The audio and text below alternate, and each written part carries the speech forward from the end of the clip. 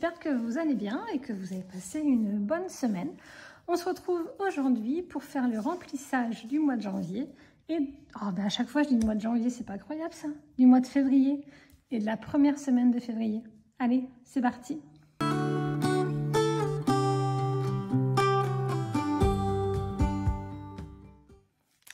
Alors déjà, on va faire nos petits tas pour les billets. Je vais les mettre sur le côté. Tant pis si on ne les voit pas bien à l'écran, mais hop, si vous verrez le petit chiffre sur le côté. Allez, c'est parti.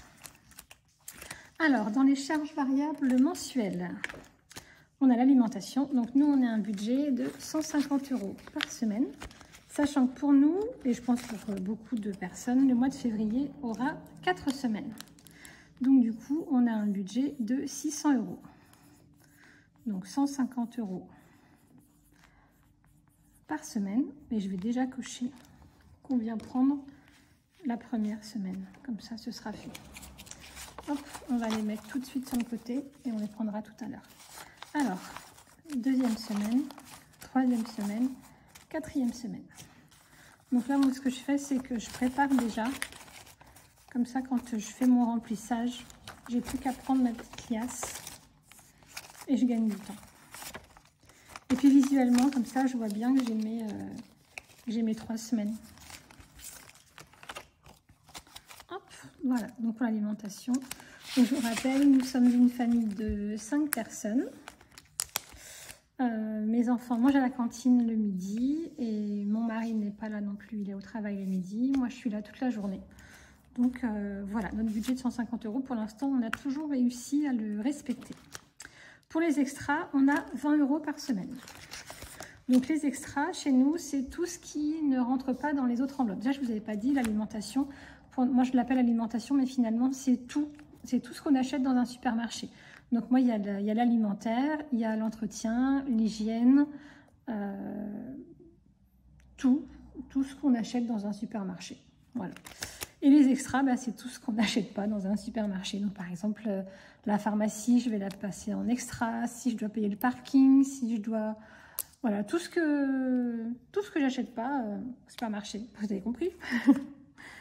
Donc du coup, on est à 80 et on a 20 € par semaine. Et on va déjà prendre pour la première semaine.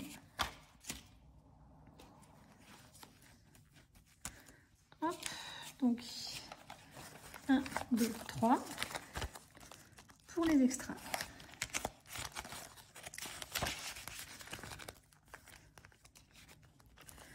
Ensuite, pour les loisirs et restos, donc chez nous, c'est un budget mensuel. Donc, on a un budget de 200 € et puis on le prend quand on en a besoin. Si on veut dépenser 200 € la première semaine, eh ben on peut, mais après, jusqu'à la fin du mois, il n'y a plus rien.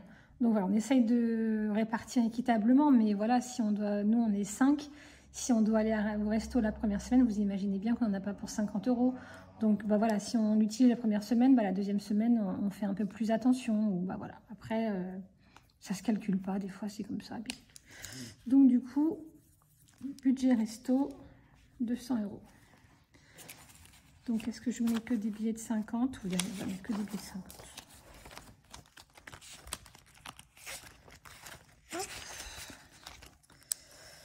Voilà. Après, on a les charges variables virtuelles. Alors là, je vais changer mon organisation. Bon, je vais quand même la marquer parce que dans mon budget, c'est ce que j'avais fait. Mais finalement, je me rends compte que ça ne va pas. Je n'arrive pas à l'organiser pour une simple et bonne raison. Donc, bon, déjà, je vais marquer l'alimentation. C'est 50 € par semaine. C'est pour le mois, pardon. C'est l'alimentation pour les repas du midi de mon mari. Parce qu'il mange en extérieur. Il n'y a pas de cantine, restaurant d'entreprise là où il est. Donc, il est obligé de manger en extérieur tous les midis. Et puis, il est souvent en déplacement. Donc, il mange souvent au restaurant aussi. Donc, voilà, il a un budget de 50 € toutes les semaines. Mais en fait, c'est compliqué parce que moi, je fais mon budget le jeudi et les semaines commencent le lundi.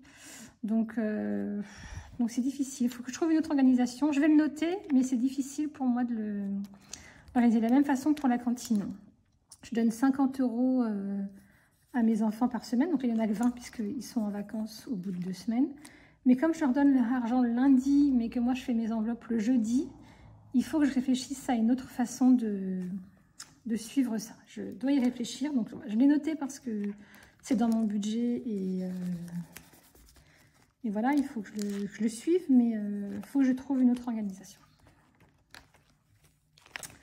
Alors, les épargnes à court terme en cash. Alors, pour la beauté, alors déjà, on va compter combien, parce que quand on a fait le bilan, on n'avait pas compté tout ça. J'ai oublié. Alors, d'ailleurs, là, il y a des billets de 5, mais je crois que c'est ceux de l'année dernière. Il ne faut pas que je les prenne. 10, 20, 30, 40. Il nous restait 42. Et on a budgété 180 € cette fois-ci. Donc, on a un solde de 42. Et on rajoute 180. Du coup, on est à 221. Hop. Donc 180. Et là, on va mettre 160, 180. Donc là, on va aller faire nos ongles avec ma fille samedi. Donc on en a pour 60 €. Et comme on les fait toutes les 3 semaines, et ben au mois de février, on y va 2 fois. Donc c'est pour ça qu'on a un budget important ce mois-ci. Et mon fils, j'ai un de mes garçons qui doit chez le coiffeur, peut-être les deux. Et moi, j'ai commencé à anticiper un peu parce que normalement, j'y vais le mois prochain. Pour les animaux, ce mois-ci, on n'a rien prévu. Donc, on va juste vérifier combien il nous reste. 2, 4, 6, 8, 10. On a 100 €. Donc là, ça sert pour acheter les croquettes de mes chiens. Et sachant que j'avais 30 € dans ma... Donc, en fait, on a 130 €. Les croquettes de mes chiens, quand on doit payer la dog-sitter quand on part en vacances, voilà, ça sert à tout ça, puisque pour tout ce qui est frais de vétérinaire, on a une enveloppe virtuelle. Donc là, c'est vraiment tous les achats, je ne vais pas dire du quotidien, mais vous avez compris ce que je veux dire, les achats courants finalement. S'ils cassent leur laisse, par exemple, eh ben, je vais l'utiliser, bien qu'on n'utilise pas vraiment de laisse, puisque j'ai un golden qui a bientôt 13 ans et qui est né avec un souffle au cœur. Du coup, toute sa vie, elle a couru comme un... Je ne sais pas comment on dit. Mais là, maintenant, elle devient vraiment vieille. Elle a un petit peu d'arthrose, je pense. Elle a du mal à se déplacer quand on la sort. Quand on revient, elle est vraiment essoufflée. Donc, du coup, à part sortir dans le jardin, elle ne fait plus de balade. Et mon deuxième chien, c'est un bichon. Elle n'est pas sortable. En fait, quand on la sort, elle aboie sur tout ce qui passe. Donc, du coup, c'est pareil. Sa seule sortie, c'est le jardin. Donc, on n'a pas de laisse non plus. Donc, finalement, c'était un mauvais exemple. Hop, du coup, je n'ai pas noté mon solde. Pour les animaux, on est à 130. Donc là, ce mois-ci, je devrais avoir normalement que les croquettes.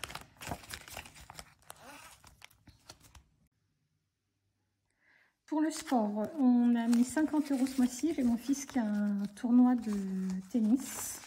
Alors, 5, 6, 7, 8, 9, 10, 11, 12, 13. On a 130. Et on dépose 50. Du coup, on a 180. Donc le stage, il a un stage et un tournoi. Donc le stage, c'est une centaine d'euros, je crois. Le tournoi, ça doit être 15 €, mais ça tombe en même temps. Donc il faut jouer avec son entraîneur si il peut aller à son tournoi le lundi et faire le stage que le mardi et le mercredi. Donc on verra bien. Hop, donc je remets les 50 €. Il faut que j'organise tout ça cette semaine. Mais je vous avoue qu'avec l'ouverture de la boutique, la préparation des commandes, la gestion de tout ça, j'ai pas eu le temps de m'en occuper. Il y a plein de choses que j'ai un peu zappé au mois de janvier. Il est vraiment temps que je m'y attelle. Alors le shopping, il n'y a rien dans cette enveloppe, mais c'est dans mon porte-monnaie. Je sais qu'il y a 50 €. Donc là, cette enveloppe-là, je vais pareil changer mon organisation. Si à la fin du mois, on ne l'a pas dépensée, ça ira dans les défis. Parce que comme j'ai une enveloppe virtuelle maintenant pour le shopping, ça fait doublon, ça n'a pas vraiment d'intérêt. Donc si elle n'est pas utilisée, elle partira dans les défis. Et pour mes enfants, il y a 30 € dans chaque enveloppe. Donc il lui restait combien à ma nénette? Alors 10, donc là il y a 15. Hop, du coup il reste 45.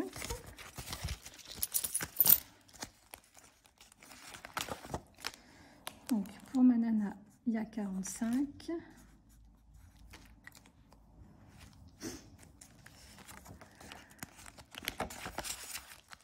Donc là, c'est un peu leur argent de poche, mais j'appelle pas vraiment ça comme ça, puisqu'ils n'en disposent pas comme ils veulent. C'est moi qui le garde et c'est moi qui gère quand ils ont besoin de faire quelque chose. parce que sinon, quand je leur donnais de l'argent de poche, déjà c'était pour acheter tout et n'importe quoi, y compris des cigarettes. Et moi, je suis pas très fan du truc, mais bon, c'est un autre débat. Et au moins, je sais ce qu'ils dépensent avec. Parce que oui, j'ai mes 2 lycéens qui, malheureusement, fument. Comme moi, j'ai jamais fumé. C'est quelque chose que j'ai un peu de mal à comprendre, mais bon, voilà, c'est tout, hein, c'est comme ça. C'est pas, comme je vous disais, c'est pas le but de la vidéo. Hop, donc les 30 € pour mon grand garçon. Mais voilà, donc pour moi, c'est inconcevable que l'argent de poche finance les cigarettes. Et après, quand ils ont besoin d'aller se faire une sortie avec les copains, il n'y a plus d'argent. Donc, non, pour moi, c'est pas possible. Et donc, pour mon petit dernier, 30 €. Donc, lui, normalement, il ne fume pas. Hein. Il a 12 ans, donc ce serait malheureux. Donc, c'est plus pour sortir avec ses copains, pour faire un kebab. Là, tout à l'heure, il m'a demandé 5 € pour aller s'acheter des bonbons au petit supermarché du village. Voilà. Bon, et bien, écoutez, on a fini pour le remplissage du mois. Il n'y a plus qu'à mettre ça dans les petites enveloppes de la semaine. Et puis, ce sera tout pour aujourd'hui.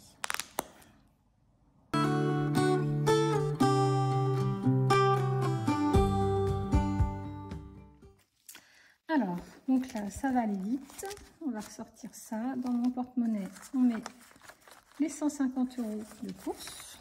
Oui, je fais des billets parce que je vous le dis à chaque fois, mais j'ai tellement peur que mes billets s'arrachent avec la fermeture éclair que je ne prends pas de risque. Donc, je les plie toujours en 3.